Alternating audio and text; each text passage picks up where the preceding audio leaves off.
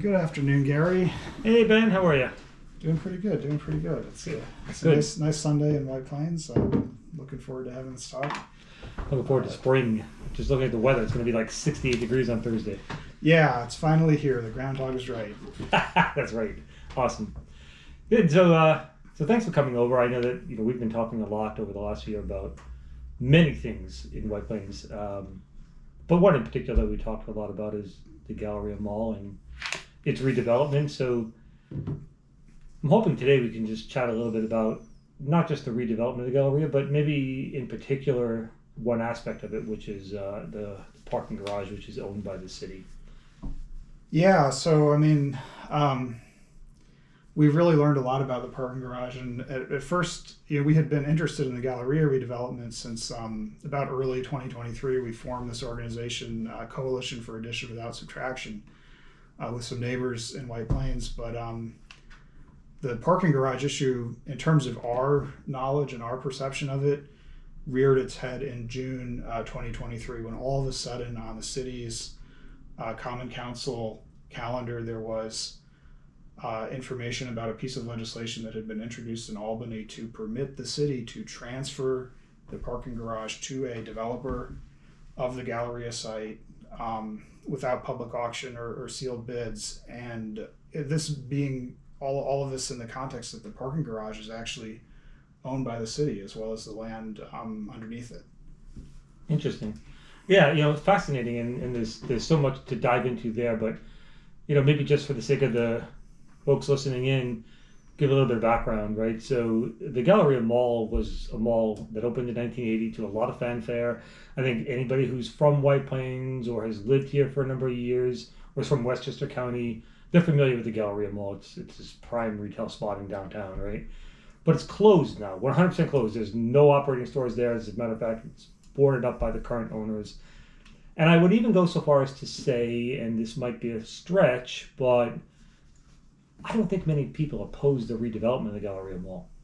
It's seen its day. It's run its course. I think the questions about the redevelopment of the Galleria Mall are about what does redevelopment look like. And so that's, I want to talk a little bit about that, and I also want to talk a bit about the parking garage because it's such a pivotal part of that overall redevelopment.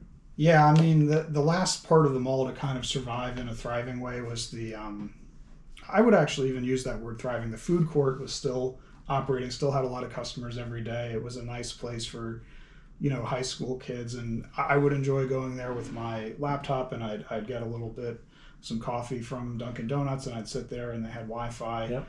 But the rest of the mall was really, they were kind of winding down all those businesses. There wasn't a lot of activity in certain floors, and the whole thing kind of felt tired. And, we could talk about whether that was intentionally planned or not. But, yeah. But, yeah, the public, when we talk to them, they're definitely done with the mall. No doubt about it. Yeah. But what comes next is the question. And, maybe we need some more discussions about that.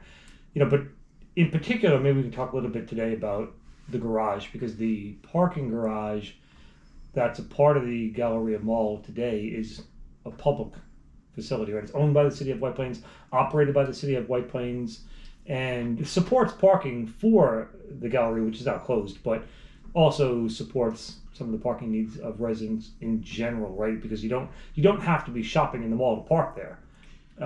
And I think what's interesting is, as we've been looking at what's now being called District Galleria, the redevelopment, the parking garage has become a sharper and sharper point, or it's come into sharper focus for us, because it seems, and maybe you can elaborate a little bit on this, but it seems that the city, with the current owners or developers, have struck some sort of a deal to more or less give, and I use the word give loosely because we don't know the terms, but to give the parking garage ownership to the redeveloper. And we have some concerns about that, right? Yeah, we certainly do. And for those of our neighbors in White Plains, if you want to get a sense of kind of the problem, take a look at the parking garage if you're walking that area, because you'll see there's quite a lot of cars and SUVs still parking. Still, even though the mall's closed. Yeah, so people are depending on it, and we understand, there are public housing and affordable housing developments just south of the mall where a lot of folks live, and they don't have adequate parking spaces. So folks have a car that they might rely on to go to work, and they get a permit to park it in that garage, and people may be using it to access White Plains train station too. So it's a real issue, just in terms of the people. It's not like the parking garage isn't being relied on by our neighbors in White Plains, but the parking garage, as you said, is publicly owned. The land underneath it is publicly owned, and the city has been preparing for much longer than we knew to take this publicly owned land and structure and transfer it to a private developer without public auction or sealed bids. Why would they do that? It's not something that I can really fathom very well, but the legislation popped up in June of last year, but our research that we've conducted through New York's Freedom of Information law has showed us that the discussions the city was having with the private developer go way back to at least around the beginning of 2021 about this scheme to transfer the land in the garage. So back to 2021. So that answers one question that I had, because I've said this to you before. I didn't understand when the developer, the owners here, Pacific Retail Capital or Pacific Capital Retail, whatever the name is, but I didn't really understand when they first presented this development concept that included all of the Galleria Mall, get that, right? They bought it, plus the city parking structure, which is about 40% roughly of the overall site. They submitted a plan to the city that encompassed all of the city-owned site. And I'm thinking to myself, well, wait a minute. If my neighbor presented a plan to the city to rebuild his house and it included my property, why would they even entertain that? You can't develop property you don't own. So right away I was like, how does this work? And I was suspect about the fact that there must have been some dialogue between the city and the developer, because why would the city entertain a private developer proposing a development on city-owned land, right? And so that's all a little bit weird. And so after that, though, came this legislation in Albany that you had mentioned, right? Yeah. There's really mixed signals from the city, because on the one hand, they tell us and they tell the public there's no firm plan right now. We haven't even rezoned the land yet. But that's happened now, yeah. Yeah. That. It hasn't not been rezoned yet, right? Well, the rezoning is pending, so it's certainly been. They submitted the developer submitted a rezoning petition to the city. That has happened, and the city has not acted on that petition yet, but they're getting close, and there's some environmental review of it going on now. So would the rezoning effectively negate the uses of public structure? In other words, if the rezoning is finalized in a month from now, does the public parking have to shut down because it's not zoned for public parking anymore? That's a really good question, Gary, and certainly the rezoning contemplates uses other than a public parking garage. It contemplates much larger structures, potentially over 400 feet on parts of the site that are now publicly owned land. So the rezoning would certainly permit more than what's there now. Whether it would require the parking garage to stop operating, I don't actually know the answer to that. It's a question, though, right? Yeah, a legal question. Yeah. The signals have been mixed, because the mayor and the city say there isn't a concrete plan to redevelop this property. It's all still up for discussion. But on the other hand, they've released a series of formal documents that are treating the entire 10 or 11 acre parcel, which includes the 4 publicly owned acres, as one parcel for one redevelopment. So the comprehensive plan draft that's circulating treats it that way, and we've seen it treated that way. But here's a question. So it's just like you said. It's like if a private homeowner said, I want to redevelop my home and incorporate some publicly owned land that's next to it. I mean, that's an extremely presumptuous application. You'd get laughed at. Absolutely. But here's the other thing, though, and the mayor has said this to us when we met with the mayor, maybe 10 or so months ago, 9 months ago, whatever it was, that he would not comment on anything related to the District Galleria until a formal application has been filed. Well, that has not happened yet. But here's the other thing, and I'm just thinking of this now, and we've had many discussions, but don't know why it's just coming to me now. I cannot file an application for development on my neighbor's property.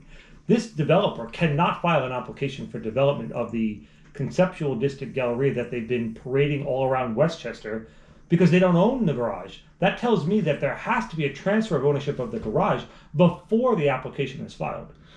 I think that would be a lot more transparent and a lot more fair. They're kind of setting up the groundwork to do this transfer. So, like, the comprehensive plan talks about this 11-acre site would be a great place for redevelopment. I mean, it's essentially saying that, and it ignores the fact that it's not one unified 11-acre site. It's 4 publicly owned acres that have one owner, which is, you and me and our neighbors, the public, the taxpayers own that, and then the other 6 or 7 acres are owned by Pacific Retail and the other, members of the development consortium.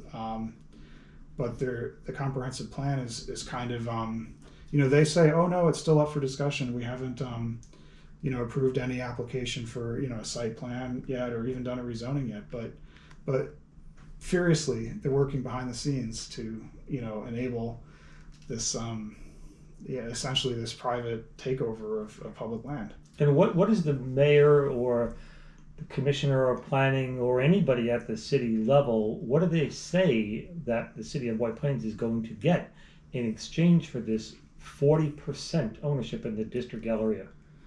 That's something that I ask about. I asked them this. I asked the city officials this, and they haven't been forthcoming about.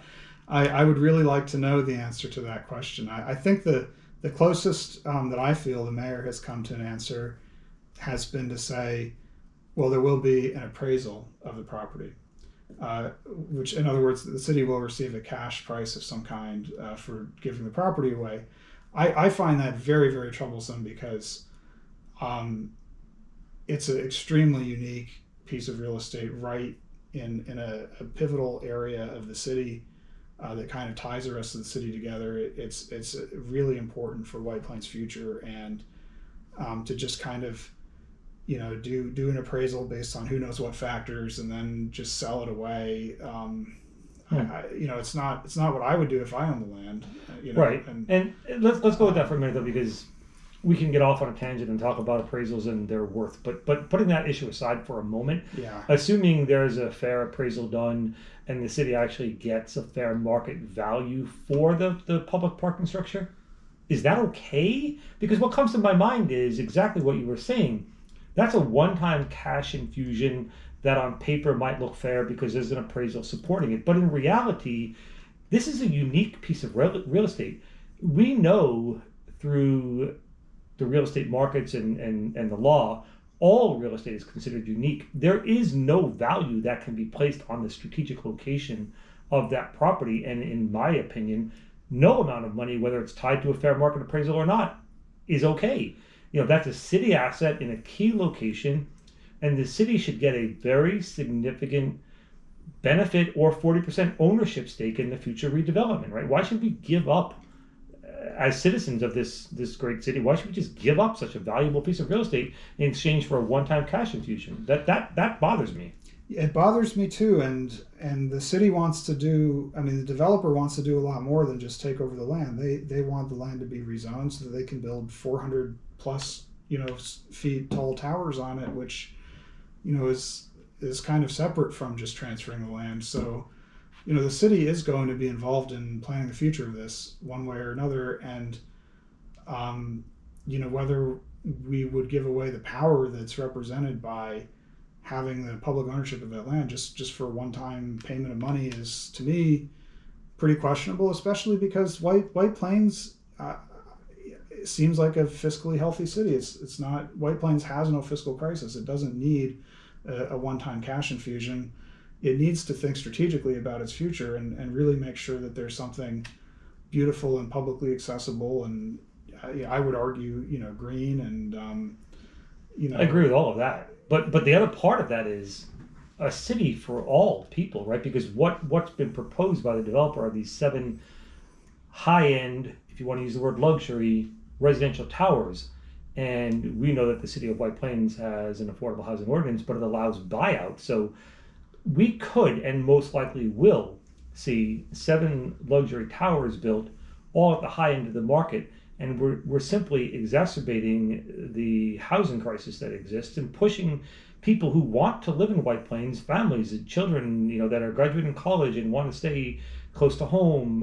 We're pushing them out of the city, right? So it seems to me there's a lot more that can be done here to leverage affordable housing. As much as I hate the term affordable housing, I support the concept of it.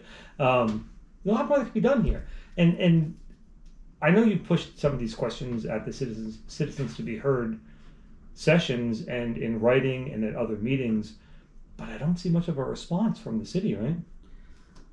Yeah, I would say I at least imply a lot of the questions, and I go there and I make pretty pointed statements that, about what I think are the important issues and what our organization, Coalition for Addition, thinks are the important issues. And they've provided very little information. And even with we had a meeting with Mayor Roach. You and I went to the meeting a little bit before June of 2023, and precisely because we were extremely interested in the Galleria redevelopment, and they didn't say a word about their plans to transfer the garages, which had been in progress since 2021 and which were about to be proposed in the state legislature. And when those plans came up in the legislature, they were passed in 4 or 5 days, something on that order of time. So we didn't even have time to try to have a conversation with our elected representatives. Like I'm a constituent Right. of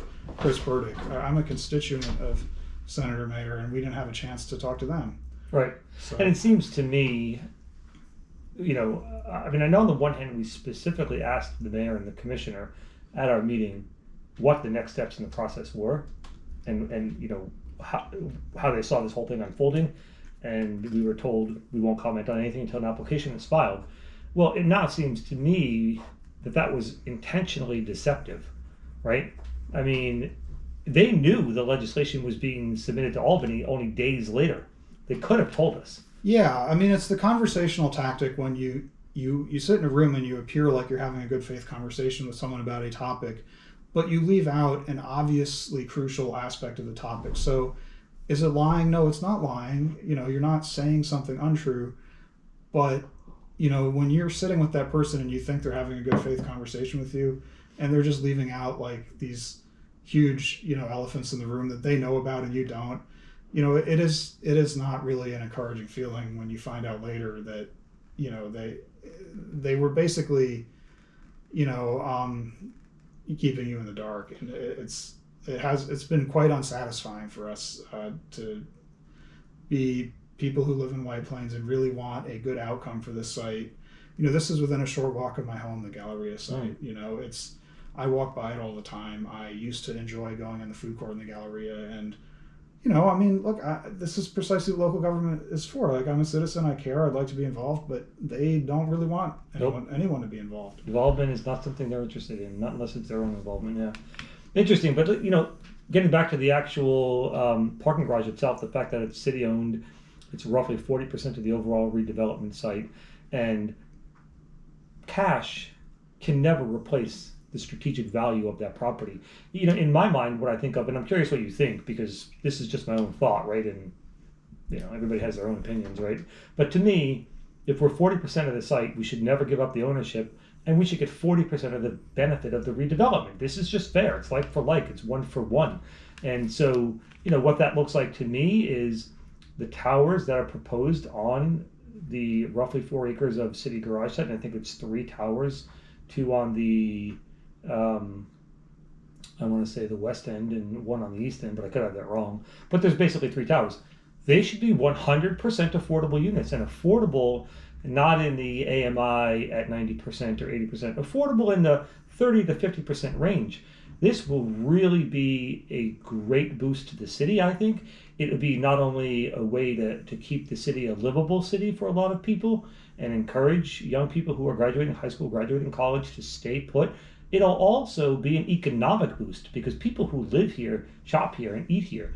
And as far as I'm concerned, and again, this is just my own opinion, if the city cannot support its own people and it starts pushing them out, then the people should stop supporting the city. As far as I'm concerned, if every development in this town is luxury and high end, then we should not eat in the restaurants and shop in the stores because the city's not supporting us. But that's my opinion. Yeah, no, I think that there's a lot to unpack in what you said. First, think about a cash price. Well, what is an appropriate cash price? And I don't think they have in mind a figure that really represents what the value of that land is going to be to the person who's receiving it, the development consortium. There's one way to look at it, right? The appraisal will be the appraisal. Sorry to interrupt you, but there's many ways to look at this. But think about this. The developer has been very vocal about a $2 billion price tag to build this site.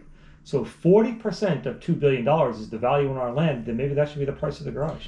Yeah, I mean, if you think of it as a parking garage, the price is one thing. But if you think of it as a piece of land that the developer has already specifically requested be rezoned to allow development up to 400 plus feet in height, that's a very different valuation. And the city's job is to negotiate aggressively in favor of the public. And, for us to still have public ownership of that land means we have a lot more influence over what goes there, a lot more influence over what our downtown looks and feels like. And it's like, you want us to give it up for cash? Well, we can have that discussion, but it's going to be a lot of cash. And I don't think either the mayor's administration or the developer have their heads in that space right now about really thinking about the value that's at issue there. Right. So we really need to think very long and hard about what type of a city we want to be. Do we want to be the next Greenwich, Connecticut, or the next Aspen, Colorado, where no one can afford to live there if you're not wealthy? Or do we want to be a much more livable and attractive and affordable city? Because those are the choices that are facing us right now. And the District Galleria redevelopment is the beginning of this dialogue, not the beginning, middle, and the end, because it won't end with just the Galleria. Yeah, I mean, you made a comment before also about the luxury buildings and how people are kind of feeling with all these luxury buildings in White Plains. Almost everyone I've talked to in White Plains doesn't like the constant, tall luxury buildings that are popping up. They feel austere. And I've gotten this response from pretty diverse groups of people, right? The homeowners in the outer neighborhoods don't like them. The people who live just south of them and in public and subsidized housing aren't thrilled with them either. I mean, they are creating an environment that's pretty inhospitable to those people, in the sense of they'd like stores that they can afford to shop in and stuff, and it's having a gentrifying effect. And it's also been done in a way that just doesn't create like a positive environment on the street. They're these kind of, they typically don't have much of a setback from the road. They're these just kind of straight line vertical, they're there to serve. See, here's where I might be maybe a little bit more lefty, but they're there to serve the profit interests of these totally right. real estate developers. They're not there to serve the public. And all you know that as soon as you look at the plan for a glass tower. They're boxy, they're plain, they are as cheap as hell to build, right? There's no architectural style or flair to them. They're not done in the Federalist style. They're not done in the tradition of an Art Deco style, which White Plains used to have a tradition of Art Deco before a lot of those buildings got destroyed, but we still have a number of them. Yeah. Right? There's nothing to them. Yeah, I mean, as someone who's especially sentimental about the history of the city, and I think it's such a tragedy that our Tibbetts Park, where Route 22 goes, and there's a park in the middle of it, just north of the Westchester Mall. It runs along, intersects with Main Street. There's that beautiful park, that green area there. That is, I mean, some of the research done by Renata Hoffman and others shows that park is actually the remnants of a colonial green that used to serve as, the public and civic function that colonial green served for our, previous societies that lived here. And they built the most generic, ugly, box-like structure so close to it, casting its shadow over it, just north of the AT&T building. And it relates in no way, brings out the historic character of that remnant of our old colonial green. And it does violence to our history, in my opinion. I'll admit, I'm especially sentimental about the history. Not everyone is as interested. That's fine, but I think, certainly just in terms of aesthetics, we could have done a lot better than that. Oh yeah, that's true. And that same theme is playing out at the District Galleria now.